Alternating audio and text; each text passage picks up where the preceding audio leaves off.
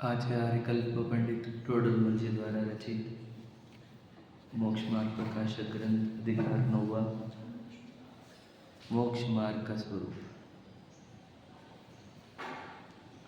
तीर्थंकर जिनेन्द्र भगवान समूह शरण में हमें जो उपदेश देते हैं वह मोक्ष का ही उपदेश होता है, यह मोक्ष मार्ग का उपदेश होता है।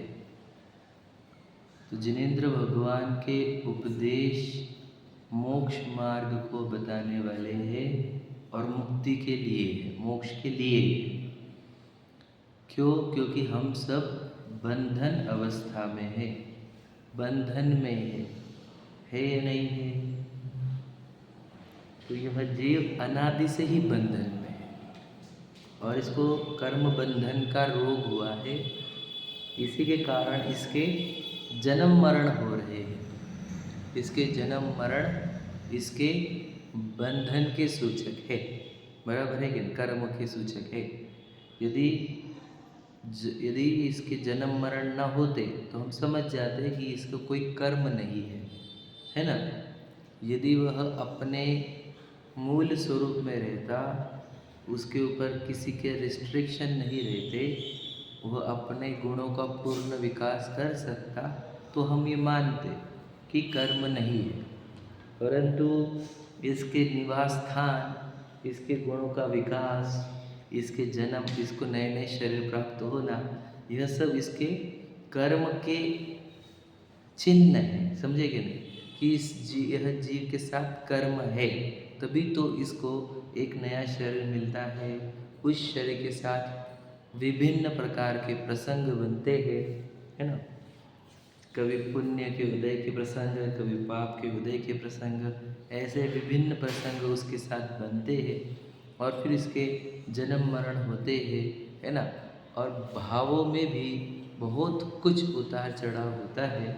ये सब इसके कर्मोदय को दर्शाते हैं, हाँ या नहीं? हम पूछते हैं, इसी बताइए कि सबके चेहरे अलग अलग क्यों, सब अलग अलग जगह क्यों जन्मे? कोई अमीर घर, कोई गरीब घर क्यों जन्मा? सबकी आवाज़ें अलग क्यों है? किसी को प्रसिद्धि प्रशंसा ज़्यादा क्यों है? किसी को यश ज़्यादा क्यों है? किसी को अपयश ज़्यादा क्यों? इन सब का उत्तर कर्मों से है ना। तेरे कर्म है, ये बात सिद्ध होती है या नहीं? तो यानी हम फिर हम कौन है? हम जीव, हम आत्मा है और हमारे को कर्म बंधन अनादि से है। और उस कर्म बंधन के फल में हमारे को एक नया शरीर भी मिला है। यहाँ पर मिला कि नहीं मिला? ये शरीर मिला। ये शरीर बता रहा है कर्म है। यदि शरीर नहीं होता हमारे साथ तो हम मानते कर्म नहीं है। शरीर है, नश्वर है कि नहीं? शरीर मरता कि नहीं मरता? मरण हो रहा है कि नहीं हो रहा? ठीक है। इस शरीर के साथ रहने को जो नाम दिया जाता है वो आयु होती है, वो भी कर्म का नाम है, बराबर है कि नहीं? कि कितने साल की आयु है तुम्हारी? 60 साल की, 50 साल की, 20 साल की। तो ये आयु कर्म का ही तो नाम है, बराबर है कि नहीं? तो इस जीव को पहले ये समझना होगा कि हम कर्म बंधन में है, तब यह जीव मोक्ष मार्ग को सुनने में रुचिवंत होता है।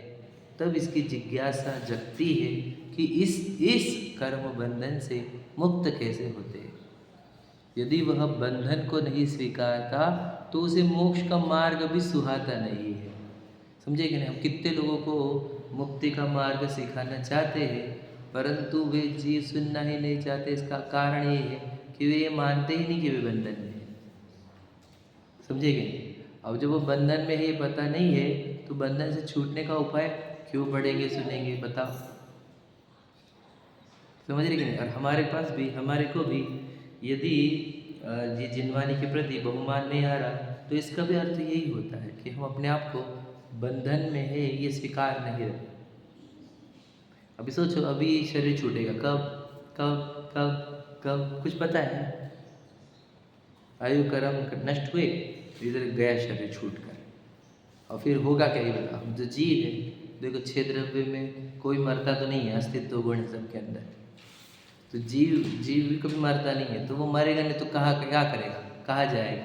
नया शरीर धारण करेगा, हाँ या नहीं? तो नए शरीर धारण कराने वाला कौन है? कर्म है। अभी जन्म मरण कब तक चलेंगे? जब तक कर्म है तब तक जन्म मरण चलेंगे, और जब तक कर्म है तब तक ये चीज़ सुखी नहीं होगा, क्योंकि वो बंधन है, बंधन अवस्था है। समझे कि नहीं? फिर कर्म क्यों पीछे पड़े हमारे? प्रश्न ये, क्योंकि हम स्वयं अपराधी हैं। हम अपराध करते हैं तो दंड व्यवस्था है। समझे कि नहीं? पुलिस पीछे क्यों पड़े क्यों है? क्योंकि हम अपराध कर रहे हैं तो पुलिस पीछे पड़े। कर्म तो पुलिस जैसे है। समझे कि नहीं? कर्म कैसे है? आत्मिक कर्म पुलिस जैसे है। अगर हम अपराध करेंगे तो वे हमें जेल में डालेंगे। ठीक है? तो कर्म हमारे कौन से अपराध का दंड दे रहे हैं? बताओ। कर्म हमारे आत्मा की विराधना का दंड दे रहे हैं। क्यों? क्योंकि हम आत्मा है, अर्थात हम स्वयं परिपूर्ण एक वस्तु है। हम भगवान हैं। देखो, भगवान मतलब दूसरों का भगवान नहीं, अपनी वस्तु ही एक भगवान जैसी है। भगवान मतलब जिसके अंदर ज्ञान है, सुख है। समझ में आ रहा है? अनंत गुणों से मंडित है। समझ रहे? परिपूर्ण और महिमावंत पदार्थ है, जिसमें से ही अनंत ज्ञान और अनंत सुख उत्पन्न होता है।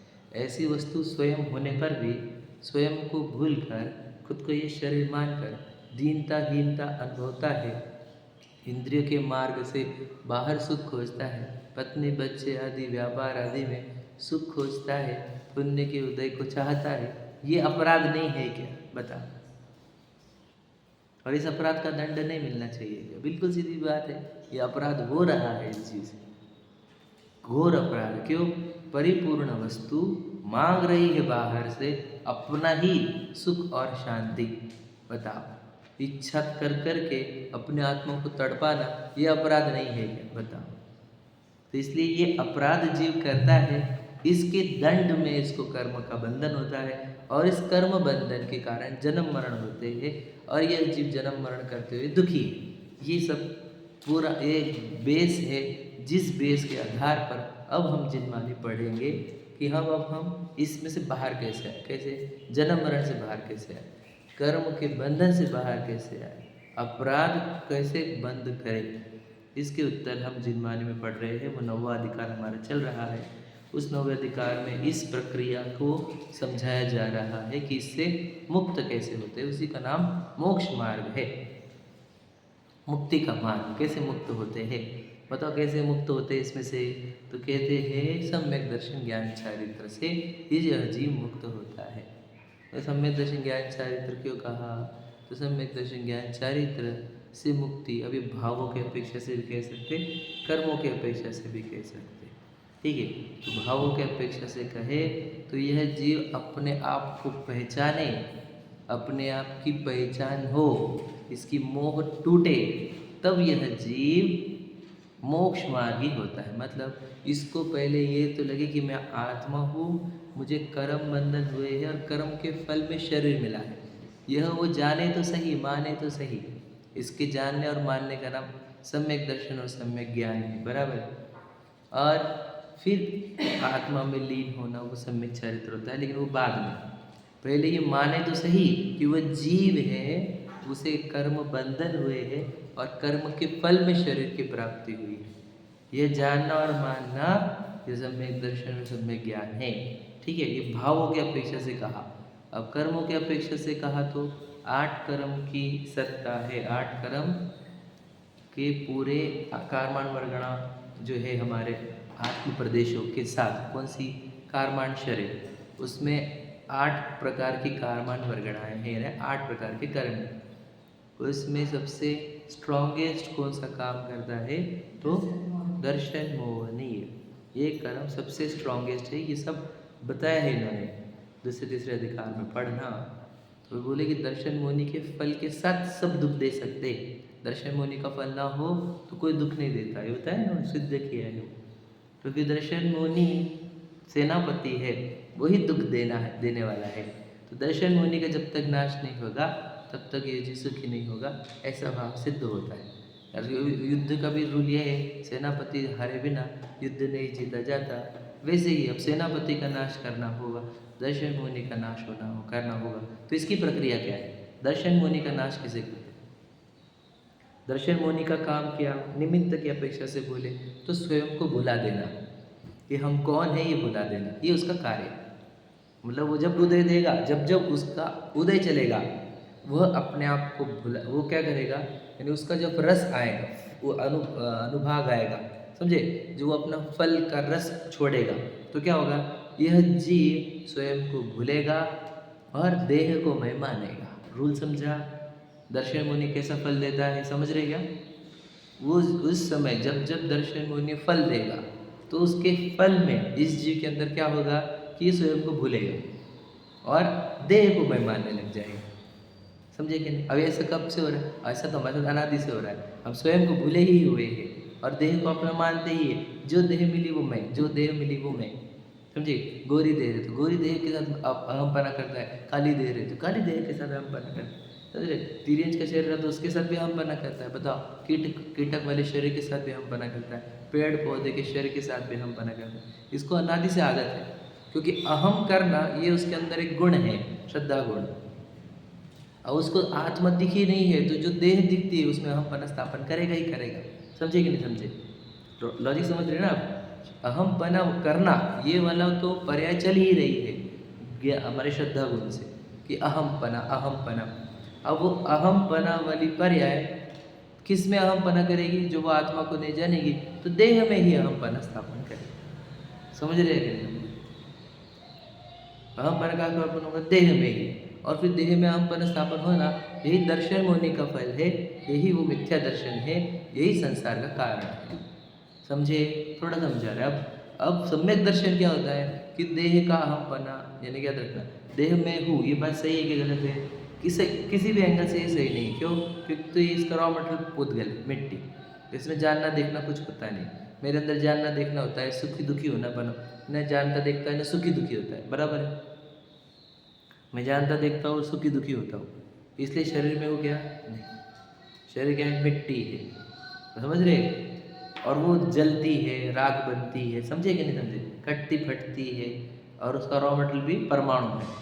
तो इस शरीर में नहीं होते हुए भी शरीर में लगना ये मोह है, यही भ्रम है, यही अज्ञान है। समझ रहे? इस मोह को, भ्रम को, अज्ञान को तोड़ने की प्रक्रिया जिनवानी ने दी है, उस प्रक्रिया का नाम ही पांचलब्धियाँ है। समझे गए? इन पांचलब्धियों के माध्यम से हम इस भ्रम को, मोह को तोड़ते हैं। तो पांचलब्धियों में सबसे पहले अगर आपके पास ये पांचलब्धियाँ हैं तो आपको भ्रम तोड़ते आएगा, ऐसा उन्होंने कहा है। तो हमारे पास शैवक्षम लब्धि की प्राप्ति होना, हमारे पास पांच इंद्रिय और मन जितना शैवक्षम होना चाहिए, मतलब इनका प्रयोग कर सके इतना शैवक्षम होना चाहिए। हमारे अंदर विशुद्धि होनी चाहिए ताकि हम इस सत्य को स्वीकार कर सके। हम देशना को सुने, किसकी? सच्चे देश शास्त्र गुरु की देशना सुने, तत्व की देशना सुने, तत्व को उपदेश यही दिया जाएगा। सोचो, सच्चे देव गुरु क्या बताएंगे हमारे को कि आप जीव हो, अपरिपूर्ण हो, तो ये देशना सुननी चाहिए। और ये जो देशना, ये जो बोले वही सच्चे देव शास्त्र गुरु, जो ये नहीं बोले वो सच्चे देश शास्त्र गुरु ही नहीं। समझेंगे? और फिर इस देशना का प्रयोग हमारे कहाँ करना है? मन में। मन में, मन के द्वार से इसके ऊपर विचार करना। इससे क्या होता है? मोह तेजी घटी, एकदम तेज गति से घटता है। क्योंकि विचार करने लग जाए यह जीव तो समझ लेना मोह नष्ट होने लग जाएगा। विचार करना बहुत इम्पोर्टेंट है। समझे क्या? तो विचार करने की प्रक्रिया प्रारंभ होती है प्रायोगिक में, और फिर विचार करते करते उपयोग सूक्ष्म होता है। उस सूक्ष्म उपयोग से क्या होता है? अपनी वस्तु अनुभव करने की जो भावना क्रिएट होती है वह करण लब्धि है। और फिर अपने वस्तु का अनुभव होता है, यानी अपना उपयोग अपनी ही वस्तु का अनुभव कर लेता है, उसका नाम स्वानुभव है। और उसी का नाम सम्यक दर्शन है। जो प्रथम बार में होता है वो प्रथमोपशम होता है, और फिर बाद में की प्रक्रिया हम पढ़ भी चुके हैं। ठीक है, समझ में आया? तो क्या हुआ, हमने अब देखो, मैं आपको बताया भी गया था ये पांच लब्धियाँ है क्या, बताया कि आपको उपयोग का प्रयोग। समझ रहे? आप उपयोग को कहाँ लेकर जाते हो? देखो, आपने उपयोग, खुला हुआ उपयोग प्राप्त किया, यानी आपने ऐसा उपयोग प्राप्त किया जो सोच सके, है ना? इतना आपने ज्ञानावरणी को ढीला किया, बराबर है ना? तो सोच सके इतना उपयोग आपने लाया, वो शैवक्षम लब्धि है। अब अपने उपयोग को आप व्यापार में, खान पान में, घूमने फिरने में, ऐशो आराम में लगा सकते थे। समझे? वहाँ छोड़कर अपने देव शास्त्र गुरु के और अपना उपयोग लेकर गए, यह आपकी विशुद्धि है, ये उपयोग का ही प्रयोग है। और फिर देव शास्त्र गुरु के पास जाकर भी आप अपने उपयोग को उनकी देशना की ओर लेकर गए, समझ रहे। और फिर अपने उपयोग को देशना के बाद देशना में सुनने की ओर मुख्यता रहती है, और देशना कान की तरफ उपयोग से लेकर उस उपयोग को मन की ओर लेकर जाना, यह प्रायोग्य लब्धि है, बराबर। उस मन में विचार करते करते अपने उपयोग को उपयोगी वस्तु की ओर लेकर जाना, या उपयोग से उपयोग का ही लक्ष्य करना। समझिएगा क्या कहा? थोड़ा कठिन जा रहा है, इजी कर लेते हैं। उपयोग से उपयोग का ही लक्ष्य कर लेना, वह आत्मानुभूति है। समझे क्या नहीं? मैंने अपनी ही अनुभूति करने वाला कौन? उपयोग। किसकी अनुभूति करी? उपयोग की ही। आत्मानुभूति का अर्थ आत्मा की अनुभूति नहीं, अपनी अनुभूति है। समझिएगा लॉजिक? उस उपयोग को अपनी अनुभूति हो जाना कि देखो ये अनुभूति करने वाला सो ही मैं हूँ। अनुभूति स्वरूप आत्मा सुना होगा ना आपने, ये है वो अनुभूति को, उपयोग को अपना अनुभवन हो जाना, अपनी अनुभूति होना, इसी का नाम आत्मानुभव स्वानुभव है।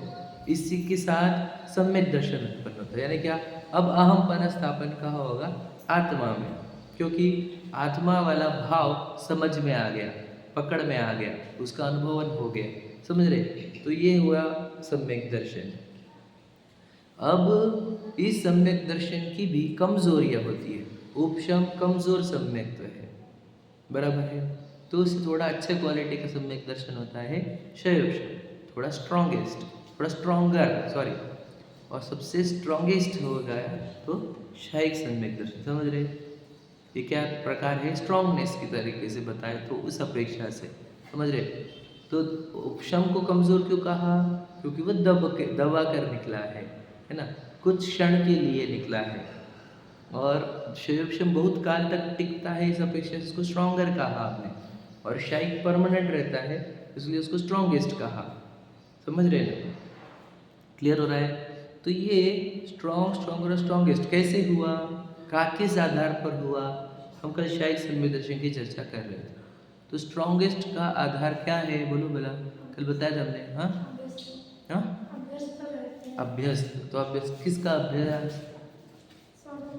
स्वानुभव का अभ्यास। मतलब बोलो, बराबर बोल रहे, आगे बढ़ाते जाओ इसको। हाँ, तो अभ्यास मतलब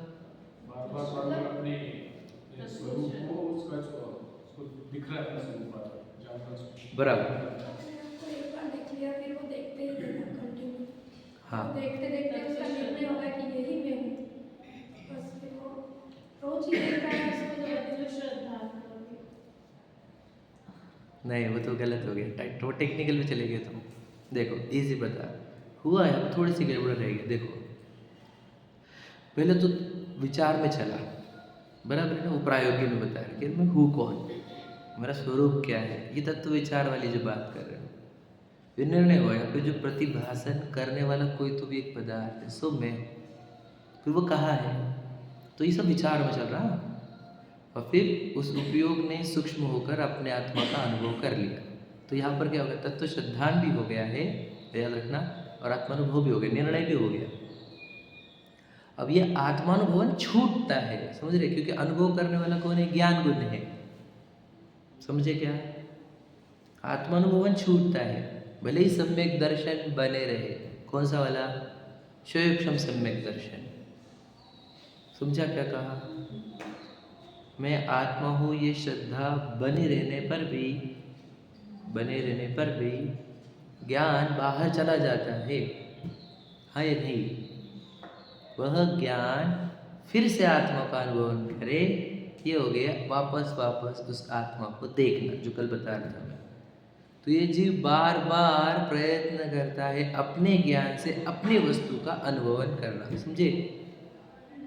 निरंतर, समझ रहे? निरंतर अपने आत्मा का अनुभव करने का प्रयत्न करता है। एक बार तो विश्वास हो गया ना, अनुभवन क्यों? प्रश्न ये है कि एक बार तो विश्वास हो गया कि आत्मा हो, तो बार बार क्यों अनुभवन करने का? प्रश्न तो एकदम बराबर, यहाँ पर तो प्रश्न यही उठना चाहिए। क्यों करते बार बार अनुभव? उसका कारण है, बता दो।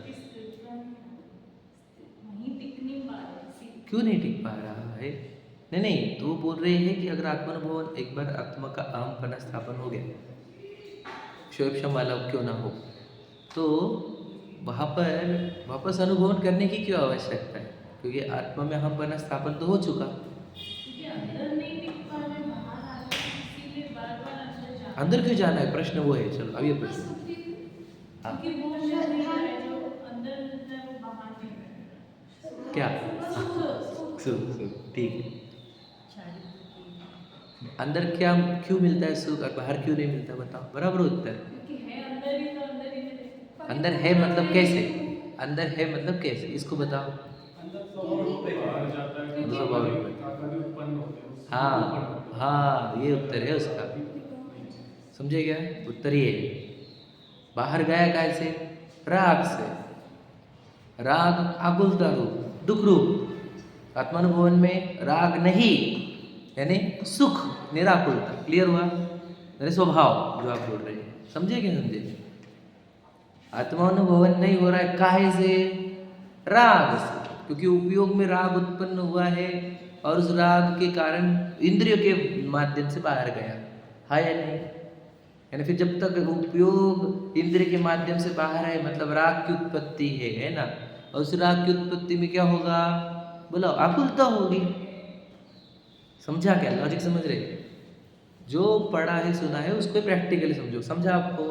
तो आत्मानुभव क्यों कर रहा है? वापस उस शांति को, निराकुलता को, निर्विकार अवस्था को, स्वभाव को प्रकट करने के लिए। अरे उल्टा पकड़े तो शरीर में तो इसका आप लोग को विचार नहीं करना पड़ता मुझे तो। जैसे उल्टा है ना। हाँ बराबर है। बिना विचार किए ही मैं शरीर हुई चल रहा है, वहाँ पर भी इसका मुझे विचार ही नहीं करना पड़ता, ये ऐसा पूरा विश्वास होगा। बराबर है। तो समझ श्रद्धा का बोल रही कि एक बार जिस तरह हो तो हो जाता है वैसा, वैसा होता है ना। उसी का नाम शिव सम्यक दर्शन है। वैसा भी हो जाता है, लेकिन कैसा होगा वो याद रखना। मैं आपको और बता दूँ, मैं इनका प्रॉब्लम समझ के उत्तर दे रहा हूँ देवा, कि अभ्यास अच्छे से करना होगा। कौन सा? जिनवानी का। आप सुने हो से, सुनने के बाद तो ये देखना चाहिए हड्डी मांस चमड़ा है तुम्हें नहीं, ये मैं कैसे हो सकता हूँ? और पुष्पा नाम तो किसी ने और नहीं दिया, शरीर का नाम तो पुष्पा था ही नहीं, है या नहीं? समझना ध्यान से। ये नाम भी अपना नहीं, कुछ भी किसी ने चिपका दिया एक नाम, हम वो मानने लगे, कितना मूर्खता है ये। आप समझे क्या? नहीं, वही शरीर भी गंदा वाला शरीर दे दिया कर्मों ने, उसको मैं मान लगी, मूर्खता नहीं। ऐसे नेचुरल बनाओ खुद को और इसकी निंदा करो, गढ़ा करो। मेरे को पागल हूँ मैं, कैसे भगवान जी के सामने बोलूँ मैं कैसा पागल हुई? ये शरीर जो मिल गया उसको मैं मान लेता हूँ, उसको नाम कोई रख दिया तो मैंने वो नाम रख मान लिया खुद को, ऐसे करो। फिर मैं कौन हूँ? ये प्रश्न पढ़ते पढ़ते जो हमको लगता है ये झूठा झूठा मैं है और मैं रियल वाला मैं हूँ, तो वहाँ पे रियल वाले मैं पने पे अहमपना स्थापन होता है और झूठे वाले मैं पना गायब हो जाता है। होता है ये प्रक्रिया होती है। लेकिन वही ज्ञान इतना समझदार बनना चाहिए, विवेकवान। तो जहाँ देह अपनी नहीं है, सुना है ना आपने, तो देह में पराया बनाना ही चाहिए ना, पड़ोसी लगना चाहिए। देह है ही पड़ोसी, उपयोग की अपेक्षा देह पड़ोसी है या नहीं? मैं तो आपको बता दूं, अभी भी देह जड़ पड़ी हुई है, आप जान रहे हो बस। अब फिर भी नहीं समझ रहे आप, समझ रहे कि नहीं? समझने की कोशिश। देह तो अभी भी जड़ है हमारे सामने, और जो जान रहा है वो जीव है यहाँ पर। समझे कि नहीं समझे? तो इस देह की जड़ता और अपनी चेतनता स्वीकार नहीं होगी, तो वहाँ पे से अहमपना टूटता है। कैसे टूटा? जब हमने देखा कि देखो उपयोग ही तो जानता है, उपयोग में ही जानना है, जानने वाली चीज़ ही मैं हूँ। जब अहमपना वहाँ पर मैं उपयोग में जानने में अहमपने स्थापन होता है। समझे कि नहीं? ये तो पता है डेड बॉडी होगी इसकी, जलने वाला है, तो उस जो जलने वाला है उसको साइड में करो, जो जान रहा है उसको ध्यान में लो, तो उसका अहमपना टूटता है देह का, और जो चेतना है उसमें अहमपना स्थापन होता है। समझे कि नहीं? एकदम सरल है, वैसे कठिन तो है नहीं। मतलब कोई नया व्यक्ति भी आए तो समझ जाए, ज़्यादा कठिन नहीं है ये, परंतु सही समझ होनी चाहिए, तो समझदारी जिज्ञासा एकदम पक्की होनी चाहिए हमारी। ठीक, तो बात कर रहे थे आत्मानुभूति। एक बार देखो मतलब क्या, अनुभवन एक बार हुआ और आत्मा में अहमपना स्थापन भी हो गया, तो फिर बार बार अनुभवन क्यों करें? तो उसका उत्तर ये है कि जब आत्मानुभवन छूटता है वह राग से छूटता है, और वह राग आकुलता रूप होता है, यह जीव ने जब पहली बार आत्मानुभव किया था तो एक क्षण के लिए वीतराग दशा प्राप्त करी थी, यानी स्वभाव प्रकट किया था। तो उसमें जो आनंद आया था उसको, वो आनंद छूट गया ना उसका, जब वो उपयोग बाहर गया। तो समझा क्या? तो उस जो उपयोग बाहर गया उसका नाम क्या है पता है आपको? अशुद्ध उपयोग, जिसके दो प्रकार होते हैं, अशुभ उपयोग और शुभ उपयोग। समझा? क्लियर हो रहा है ना आपको? समझा क्या भैया? और जिस उपयोग आत्मा में गया तो क्या हो गया? राग का अभाव हुआ, तो उस उपयोग का नाम शुद्ध उपयोग होता है। समझ में आ रहा है? अब क्लियर हो रहा है? अब आप मुनराज का स्वरूप पढ़ेंगे तो आपको समझ में आएगा। निस्वभाव साधन द्वारा का अर्थ क्या होता है? शुद्धोपयोग द्वारा स्वयं का। वो पढ़ना मुनराज का स्वरूप पढ़ाऊंगा मैं आपको। बार पढ़ना है क्या? पढ़ते 1 मिनट 2 मिनट निकाल लो, मुनराज का स्वरूप निकालो। पेज नंबर बताता हूँ आपको, निकालो जो निकाल रहा है। साधु का स्वरूप, उपाध्याय का स्वरूप, पेज नंबर 3।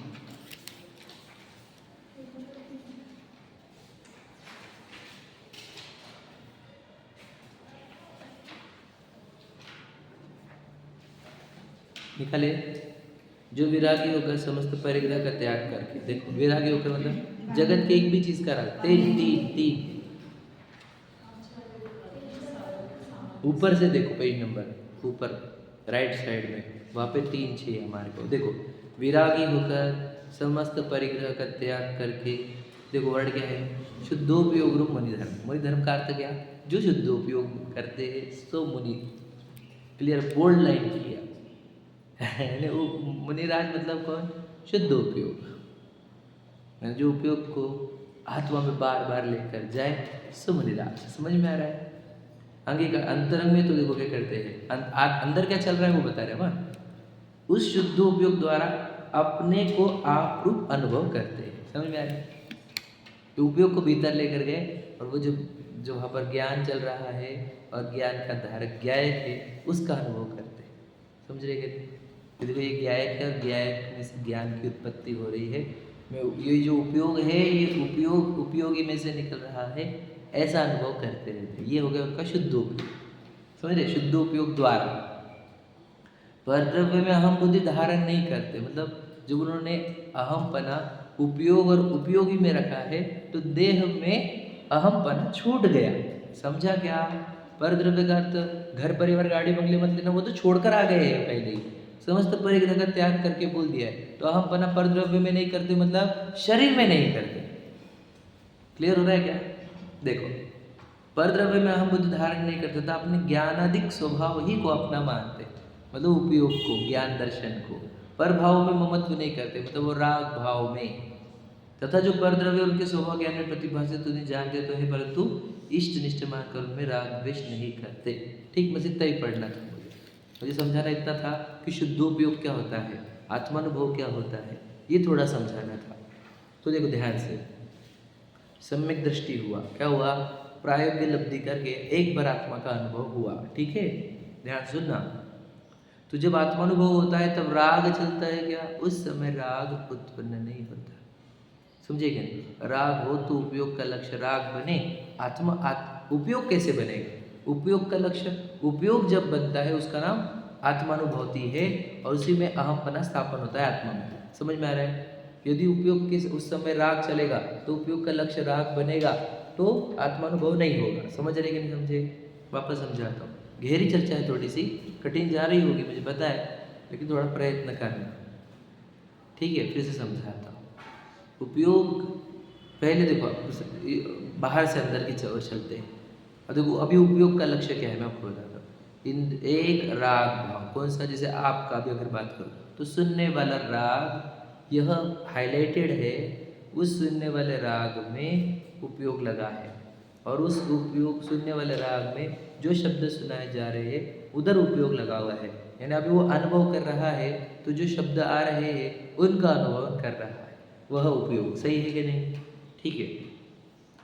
अब जब हम इंद्रिय द्वार बंद करते हैं, जैसे सामायिक की पोज में, तब उपयोग का लक्ष्य क्या बनता है? तो याद रखना, इंद्रिय द्वार से दिखने वाले विषय तो उपयोग का लक्ष्य नहीं बनते। तो उपयोग का लक्ष्य क्या बनता है? शुभ और अशुभ राग। समझे क्या? क्लियर हो रहा है क्या बोला मैंने? जब आंखें बंद करी तो क्या दिख रहा है?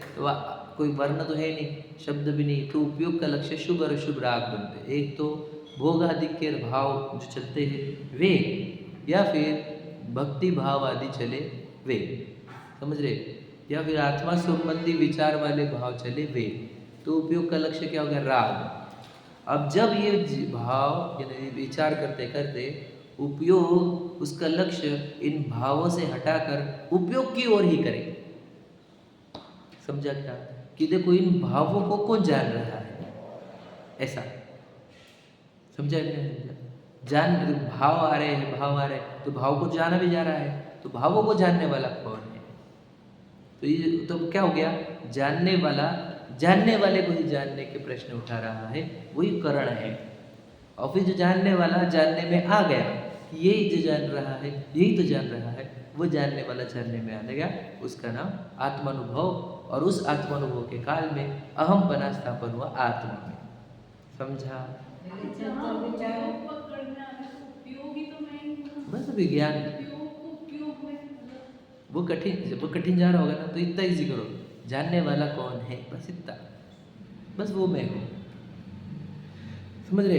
देखो वैसे उपयोग में उपयोग टेक्निकल और परफेक्ट है वो, लेकिन आपको उसका सरल फॉर्म चाहिए, तो ये कि जान इन भावों को कौन जान रहा है, समझे क्या। तो ये भावों को जो जानने वाला है उसको जानने का प्रयत्न करना, उसी का नाम उपयोग में उपयोग है, टेक्निकल नाम है वो, समझे कि नहीं। पहले तत्व विचार प्राय है, हाँ, फिर करण में श्रद्धा, कुछ भी नहीं हुआ, कारण में उपयोग से उपयोग को जानने की प्रक्रिया प्रारंभ हुई, तत्व विचार चला जाए। नहीं विचार नहीं, वो उपयोग को अनुभव करने के लिए प्रयत्नशील हुआ कि जानन जानन कहाँ से हो रहा है, कौन जान रहा है, ये सूक्ष्म है वैसे, और एकदम बारीक सा समय है वो, एकदम बारीक काम है वो।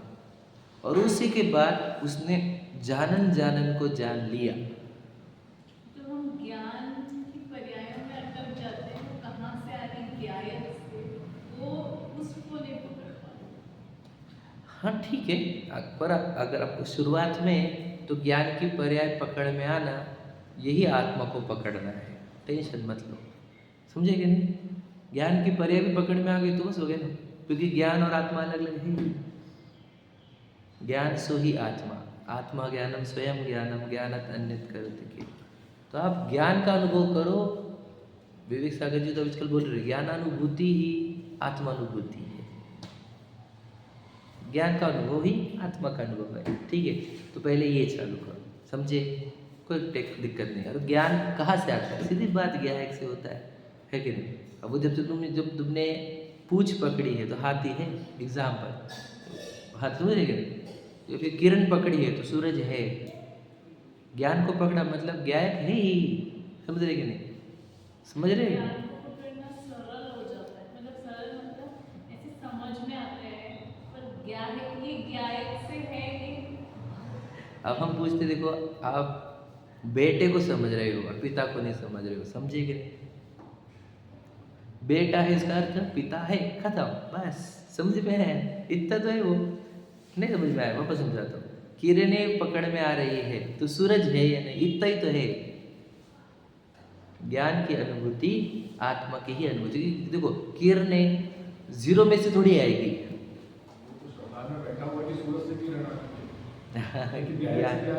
हाँ। तो देखो ये इसका कारण क्या है, इसको पर्याय गुणा बोलते हैं।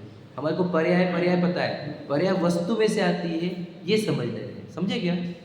देखो हमारे को आज तक जिसका भी अनुभव हुआ है वो पर्याय का ही हुआ है, समझे, इसको पर्याय गुणा, पर्याय दृष्टि। तो ये ज्ञान की पर्याय है, तो पर्याय जब समझ रहे हो तो पर्याय गुण से द्रव, समझे कि नहीं। पर्याय कहाँ से आएगी, गुण में से, और गुणों का धारक द्रव्य, तो वो तो ज्ञायक है या नहीं है। तो जो ज्ञान का अनुभव है वो ज्ञायक का अनुभव है या नहीं है, आप समझे क्या। एकदम सरल है ये। मतलब सोचो एग्जाम्पल कि जिसने खट्टापन टेस्ट किया है, उसने आम का टेस्ट किया कि नहीं किया, एक खट्टे मतलब कच्चे आम का।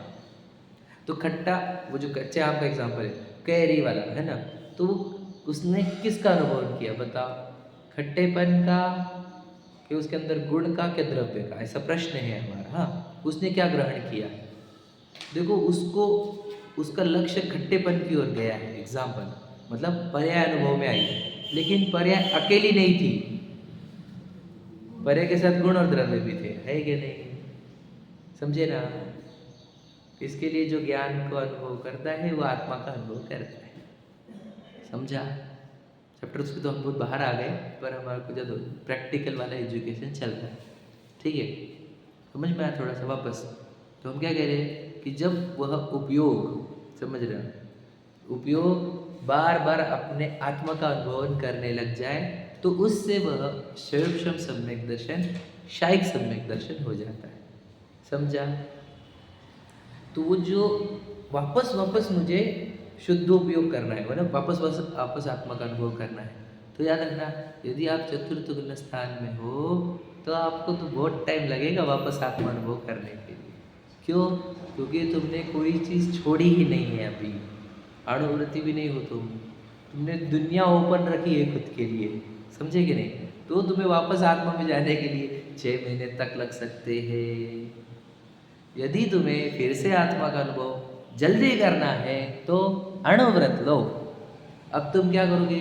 तुमने दुनिया कितनी ओपन रखी, जितनी आवश्यकता थी उतनी, तो अब तुम्हें आत्मा अनुभव है 15 दिन के अंदर हो सकता है। समझा क्या बोल रहा हूँ मैं? तो अणुव्रत क्यों लिए गए बोलो? दुनिया को दिखाने के लिए नहीं, स्वयं को देखने के लिए। हाँ, समझे क्या? दुनिया आजकल उल्टी भाग रही है ना? स्वयं को देखने के लिए। और फिर अब तुम अभी भी देखो, फिर न्याय व्यवस्था में जीवित हो, मतलब न्याय की पत्नी, न्याय के बच्चे, न्याय के पैसा, एग्जाम्पल, तो भी 15-15 दिन लग जाते हैं। वो भी नियम लोगे तो की बात है ये, व्रत लोगे तो 15 दिन के अंदर, तो 15-15 दिन में आत्मानुभव हो रहा है, तो वो इतना राग चलता है 15 दिन तक अखंड, तो तड़पते रहते हैं। तो वो राग और वो तड़पन बंद करने के लिए दीक्षा अंगीकार करके हर अंतर्मुहूर्त में आत्मा का अनुभव किया जाता है, उसी का नाम मुनि दीक्षा है। समझा? क्या के लिए दीक्षा दी जाती है? आत्मानुभवन बार बार करने के लिए या निरंतर बने रहने के लिए। समझा क्या? लॉजिक समझ रहे? हमारे को एग्जैक्टली लॉजिक समझ में आनी चाहिए, फिर आपको आगे तो आप अब आपके लिए पूरा विश्व इजी हो गया आपके लिए समझना। ये उपशम वाला बनना की शायद कोई भी उपशम वाला जनरली, समझे क्या, अगर उसका सम्यक दर्शन छूट गया है तो वो दीक्षा लेने की भाव नहीं कर पाएगा अच्छे से, कर भी लेगा तो किसी और एंगल से, लेकिन शैवक्षम वाला सही लॉजिक के साथ दीक्षा लेगा। समझे कि नहीं? क्योंकि उसके पास पता है आत्मानुभव करना है मुझे बार बार, समझे क्या नहीं? तो वो ये शैवक्षम वाले तो अच्छे से ले सकते हैं, बढ़िया। समझे? मित्र दृष्टि कैसे करेगा? उसको आत्मानुभवन ही नहीं करना है, वो दिशा लेकर करेगा क्या पता है ना? वो करेगा जो आज कर रहे हैं, समझे? आत्मानुभवन के लिए ली जाती दीक्षा और दूसरी दुनिया भर के काम कर रहा है। समझे? आत्मानुभवन छोड़कर दुनिया का अनुभवन चल रहा है ये नहीं? सच्चाई ये कह रहे, अब क्या बोले, रियलिटी ये चल रही है। पंचम काल किसको बोलते है ना? किसके लिए दीक्षा ली जाती है? आत्मानुभवन के लिए। वो जंगलों में क्यों जाते? क्यों जाते थे जंगलों में? पहाड़ों पर क्यों जाते थे? क्या कारण था? वही तो कारण थे, आत्मानुभवन बार बार हो, बराबर है? कोई उसके अंदर बाधा ना पहुँचे, समझ रहे हो? तो पहाड़ की ओर मुख कर दिया, दुनिया की ओर पीठ कर दी, है ना? क्या बता रहा है ये सब? अब प्रश्न है कि हमारे भगवान जी ऊपर ही जाके क्यों बैठे? क्यों ऊपर जाके बैठे? तो समझते क्या होता? आत्मानुभवन, समझ रहे? अब समय कितना हो गया, होता है 5-10 मिनट और। देखो, तो आत्मानुभवन की जो प्रक्रिया है, उस प्रक्रिया की बाद चर्चा चल रही है कि वो बार बार आत्मानुभवन होगा तो क्या होता है? जब मैं आत्मा को बार बार देख चुका हूँ तो मेरे अंदर मैं शरीर हूँ ये वाली मान्यता टूटती टूटती जाती है। कहाँ से? अभिप्राय में से। तो ये मान्यता टूटते टूटते अब हमारे कार्मान शरीर में से पूरे दर्शन मोहनी के प्रकृतियाँ जीरो हो जाना, उसी का नाम शाइक सम्यक दर्शन है। समझे कि नहीं? जब मैंने इतने बार आत्मा का अनुभव कर लिया तो मुझे अब कोई भी शक्ति देह मैं हूँ यह मान्यता उत्पन्न नहीं करा सकती। तो ऐसी जब मेरी श्रद्धा प्रबल होती है तो उसी के कारण मेरे कार्मान वर्गणाओं में से, कार्मान शरीर में से दर्शन मोहनी के पूरी प्रकृतियों का नाश होता है, उसका नाम शायिक सम्यक दर्शन है। समझा क्या? ये शायिक सम्यक दर्शन होता है। तो अब हमारे हमारे हमने क्या करना चाहिए सम्यक दर्शन के लिए, ये प्रश्न है। तो क्या है बताओ? तो वही है, आप तत्व विचार करके अपने उपयोग से उस उपयोग को अनुभव करो। मैं दृष्टांत भी जो देते हैं वो हमेशा मैं वही देता हूँ, है ना, कि देखो अब आपको एक बता देते हैं, समझो, और एक बार ट्राई करना, है ना। देखो क्या करना है कि जो जानन जानन अभी चल रहा है, तो जो नए नए शब्द बोले जा रहे हैं इसको गौण करो, और जो जानन जानन परमानेंट है, जो नए नए शब्दों को ग्रहण कर रहा है, उसको मुख्य करो। मतलब क्या क्या नया जाना, ये सोचो, छोड़ दो नया शब्द जाना, फिर ये नया शब्द जाना, उसको छोड़ दो, जानने वाले को मुख्य करो। समझे कि नहीं समझे? वापस समझना, ABCDEFGHIJK, समझे, Z तक एग्जाम्पल। तो ABCD को गौण करो और ABCD को जानने वाले को मुख्य करो। समझा क्या? जितनी ज्ञान हो। हाँ, जैसे आईने में 10 जनों के चेहरे दिखे, तो वो चेहरे को गौण करो, आईने को मुख्य करो। समझे? वाह, ये तो देखो मैं दृष्टांत के रूप से ही बोला जा सकता है, प्रैक्टिकली तो आपको ही करना होगा। मैं और इसको और रिफाइन करूँगा और समझाऊंगा, प्रयत्न करेंगे हम कि आत्मानुभूति कैसे करते, समझे। तो देखो जो प्रतिभासन है, जो झलका रहा है, सो ही मैं हूँ, जो झलकन आ रही है वो मैं नहीं हूँ, समझे। और वो झलकन भी झलकाने वाले की ही है, झलकन की नहीं है। तो क्या समझे? कठिन है ना समझना, शब्दों में कठिन। एग्जाम्पल, ए जो बना, ABC, ये कहाँ बना बताओ? ज्ञान की पर्याय में, ये बराबर, ज्ञान की पर्याय। तो वो ज्ञान की पर्याय का कार्य है कि कोई बाहर की वस्तु का, ज्ञान की पर्याय का। अब वो बताओ, ABC जाना, जानने वाला जाना क्या? नहीं जाना। क्यों? क्योंकि उसी पर्याय के पर प्रकाशन का टारगेट किया गया, उधर ध्यान दिया गया। अब उसी पर्याय के स्व प्रकाशन को मुख्य करो तो आत्मानुभूति हो गई। समझे? एकदम इजी है, कठिन भी नहीं, लेकिन समझाना बड़ा कठिन है। मतलब ये काम बहुत इजी है, समझाना कठिन है। समझे? करना इजी है, बताना ही अवगढ़ है। देखो हम फिर से समझाते, आखिरी बार कंप्लीट कर लेते कि जानन जानन जानन जानन चल रहा है। अब हमारे को आदत क्या है, जैसे एक रील देख रहे हैं हम फेसबुक पर, इंस्टाग्राम पर, तो रील देखते हुए नई नई रील आ रही है, ये बात पक्की है। अब ये रील जानी कहाँ गई? एग्जाम्पल, हमारा अगर रील देखते देखते विचार कहीं और गया, हाँ, तो वो रील सामने रहते हुए भी समझ में नहीं आती, पक्का है। एग्जाम्पल, तो उपयोग जो है वो रील में बिजी है, ठीक है, पहले रील, दूसरी रील, तीसरी रील।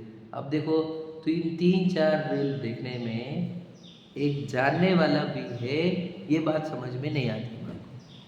नई नई रील जानी, ये तो समझ में आ रहा है, लेकिन जानने वाला है ये समझ में नहीं आता। ये जानो, वो जानो, वो जानो, जानने वाले को नहीं जानते। समझ रहे क्या? अब जो जानो जानो जो आ रहा है वो पर्याय में है, और उस पर्याय में नए नए विषय बनते हैं, वो हमारा ही बनाया हुआ आकार है। ये सब काम आत्मा में होता है, हमें ये समझ में नहीं आ रहा। ठीक है, मैं समझाऊंगा, मैं एकदम इजी करता हूँ। देखो, जितना भी चित्र है, विचित्र है, जितना पिक्चर है, जितना ज्ञान है, वो सब आत्मा के अंदर ही हो रहा है, आत्मा की पर्याय में हो रहा है। हम बाहर लग रहा है हमारे को, बाहर कुछ कर रहे हैं, बाहर कुछ कर रहे हैं, कुछ नहीं कर रहे। वो रील में अंदर ही बन रही है। दुनिया की पूरे जितने प्रसंग है वे आत्मा में ही बन रहे हैं, अपनी आत्मा की ज्ञान की पर्याय निकाल रही है। दृष्टांत देते हैं, समझ लीजिए यहाँ पर आईना लगा है और सामने एक्सीडेंट हुआ, समझ लीजिए 2 गाड़ी भिड़ गई, तो ये एक्सीडेंट इसमें दिखा कि नहीं दिखा? दिखा। ये एक्सीडेंट बनाया किसने? ये आईने के अंदर जो एक्सीडेंट बना है वो किसने बनाया है?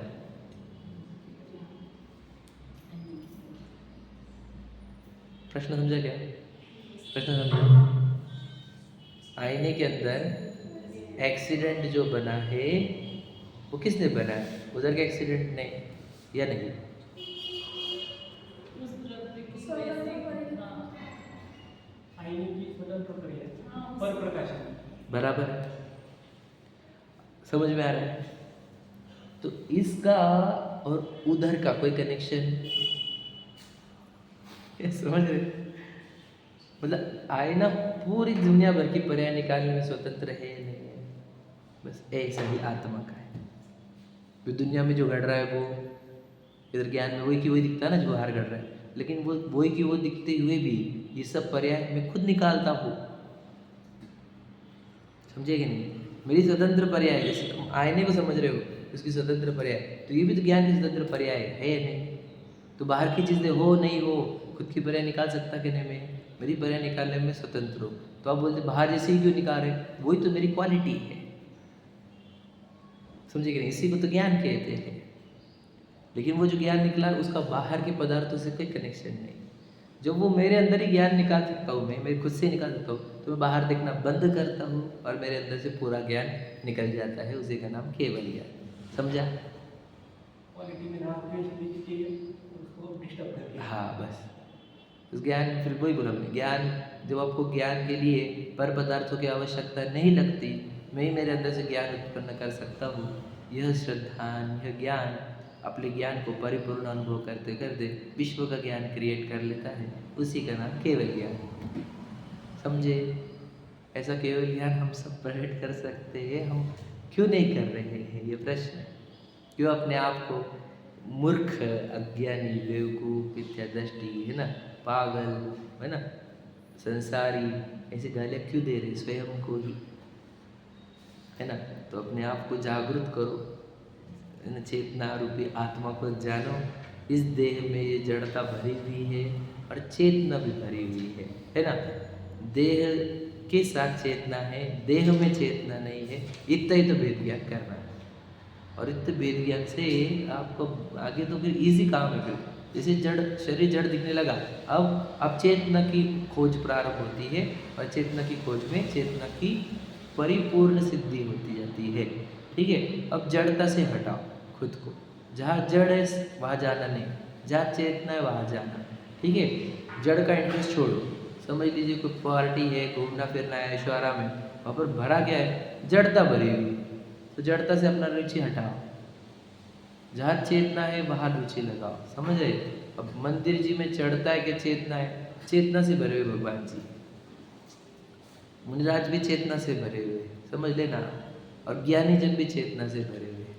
बाकी जन देखो जड़ता, देख लेना, जो जीव मिथ्या दृष्टि रहते उनको चेतना पता ही नहीं होती, जड़ शरीर जैसे जीते। उनका जीवन भी देखो, उनका पूरा जीवन देखो मूर्खता से भरा हुआ, अज्ञानता से भरा हुआ, जड़ चीज़ों के पीछे आकर्षित करते हुए, समझे कि नहीं? मनुष्य को बर्बाद करते हुए जीव दिखेंगे तुम्हारे।